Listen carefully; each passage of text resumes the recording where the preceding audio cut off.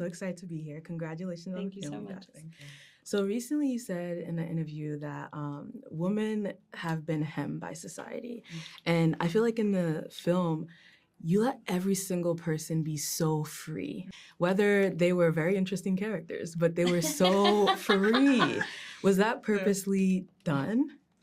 Yeah, because so much of the film is about butting up against the resistance to your freedom. You know, Eileen, she's a whirlwind. She's like this majestic, magical, charming woman, but she gets knocked down to the lowest peg she could go to because of her freedom. Yeah. And I think in a way that's sort of what Hedda wants, you know, without really knowing that's what she wants. She wants her to see like there's limitations, there's a price you pay for that. Yeah. There's a price you whimsicality pay has for its that. consequences, you know.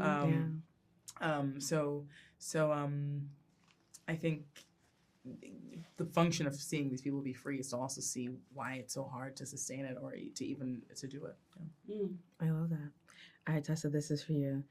Hedda is complicated. She's fun. She's witty. She's smart. I just loved her. But I do feel like she was a bit controlling in some ways, right? If you had a friend like Hedda, what advice would you give her? Oh my goodness. What advice? Can you give her advice? Therapy girl. I would give her a therapist number. I'd give a gift card. I'd give a gift card to wellness. I think so much of what Nia has created, and certainly in Ibsen's original piece, is about desire and control, and the desire to control, which Hedda has a lot of that in spades. One thing that Hedda gave to me, one advice that Hedda gave to me through playing her, is we all should really contend and deal with our shadow selves, with all the things that we want to hide away about ourselves, because in those hidden away parts is also our genius, is also our brilliance, is also the things that, you know, if we allow to be seen by the light of day, make us special and original. And so in a way, she taught me more than I could ever, you know, teach her. I think when we confine ourselves, when we hem ourselves in, or allow ourselves to be hemmed in by society, by our families, by the world at large, it perverts like our beauty and our brilliance. Of course. So I'm grateful for her, you know, reminding me of that. And I'm in that grateful vein, for I her think character too. My advice would be to contend. Yeah, that's true. Okay. I love that you said hideaway, because I feel like every character, to be honest, had so much freedom. There was really no hiding whether it was bad or good. Yeah. So I have to ask, and this is a very Black woman question. We're talking about natural hair. In the beginning, I feel like Hedda's character was so put together. And of course, we're talking about old times. Her hair was so put together. Everything was put together. And without telling everyone, you know, you need to watch the film. At one point, she goes into the water. Why did she go? I don't know. I'm not going to tell you. But the natural hair comes out, I feel like, and it stays out. It didn't go back in, you know, the nice, tight, put together moment. It was just out and loose. And I feel like her hair was telling a story from that midway point and on. Was that purposely done? How did you feel when that happened? I have to talk about it, because I was like, wait, her hair, she didn't put it back. Okay. Well, yeah, this was Tessa too, and her very specific about even the dress you were really specific about how the change would be. It was a whole journey, but we really wanted Sharon Martin, who's our brilliant designer of hair and makeup. She and I had a lot of conversations. Just about women during that time too, expectations on Black hair and natural hair in the 1950s, what you would have done, what you wouldn't have done. And they, you know, they didn't have all of the things that we have now. Like, if you don't want any texture, baby, you can have no texture. You know what I mean?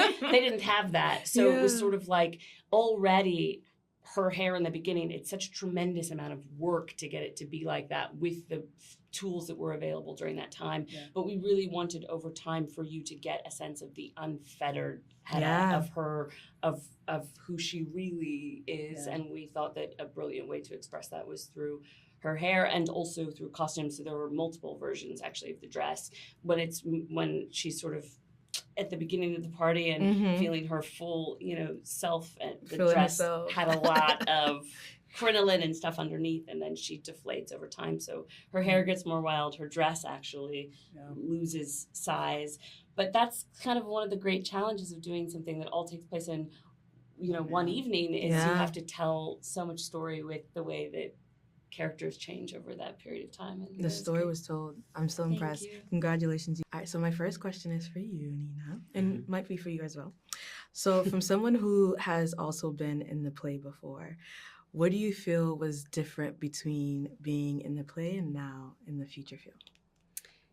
Well, the main thing was I played someone else. Yes, of course. No, I know. I'm sorry. It's stupid. But it's not actually stupid. It's because different. It's something so unique. I think we both feel that way, that you can revisit the same material and see it from another perspective. Yeah. And maybe you have thought, like I played Hedda on stage, and I have thought a lot about George and Thea and Eilert, and because I was confronted with them. Yeah. And now I could see how it is on the other side being confronted with Hedda and what that means. And I enjoyed so much with Eileen that Eileen was someone Hedda can't deny. She really touches something in Hedda and is probably a real option for her. And that's why she's so dangerous to Hedda. And I never quite saw that in the play. I always thought maybe there's for sure an attraction between Hedda and Eilert, but he's also not the one making her step out of the kind of life that she thinks she needs to lead. But with Eileen, she kind of, I think, must have the thought, oh, I have options. Yeah. I could do what Thea does. Yeah. And it's not just switching the man out. It's I feel like the feeling. A completely different life and setting yourself free. And also, of course, living a slightly more dangerous life in that way. Very dangerous. Yeah. I love the word free that you use. It's gonna come back around. This one is for you, Tom. In many ways, I feel like your character was a bit controlling in all the best ways. A bit. But Hedda's character was also very controlling. So the question I have for you, who was more controlling, and did it come from love at all? God, that's a really good question. I mean, to be honest, they are both, I guess, as controlling as each other, but Hedda's just far more successful because she knows how to actually, whereas George just wants to control from above, from a place of power and privilege, whereas Hedda controls by understanding people and knowing which buttons to press.